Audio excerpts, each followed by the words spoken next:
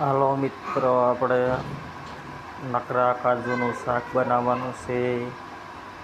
મિક્સરમાં બદામ પડી છે, એમાંથી કાજુ કાઢી નાનું નાનું કટિંગ કરવાનું છે.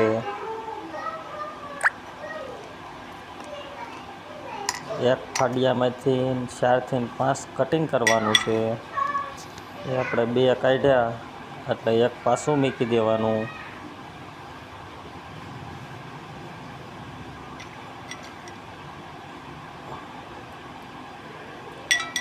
એકમાંથી 4 થી 5 આપણે કટિંગ કરશું.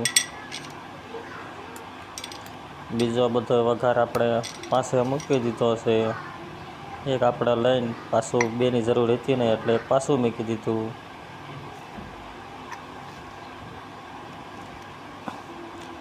હવે એ બીજામાં આપણે કાંઈ નથી એટલે એ ઢાંકણું વાસી દઈશું કે ચોખાઈથી રહી જાય એના માટે. કીડી મકોડા અંદર ન ગણે એટલે આપણે ફિલ્ટર કરી નાખ્યું હોય મિક્સરમાં મૂકી. કડાઈમાં આપણે પહેલાં ધાણા જીરું નાખશું.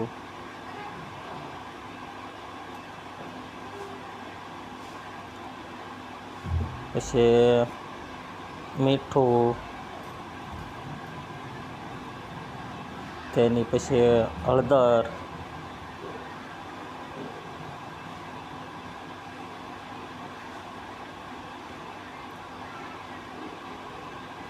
લાલ મરચું. જે જો એમાં એવું લાગે ઓછું પડશે એટલે એ આપણે નાખવું પડશે.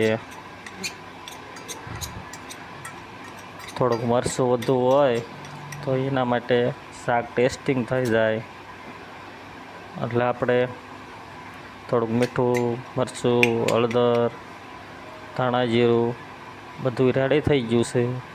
મીઠું એવું ઓછું લાગે છે.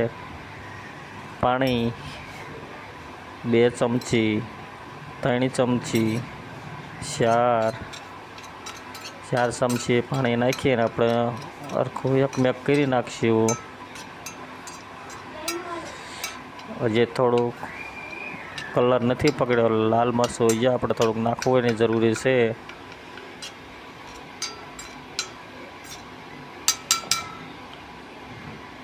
એકમાંથી આપણે 7 કટિંગ કર્યું છે. જરૂર પડે તો આપણે નાખશું. તે કાજુની જરૂર પડે કાજુ નાખી દઈશું. મરચાંની જરૂર પડે મરચું જ્યાં ઓછું છે, કલર નથી બરાબર પકડતો એના લીધે થઈને આપણે મરચું થોડુંક નાખવું પડશે તો ટોપ ટેસ્ટિંગ આવી જાય.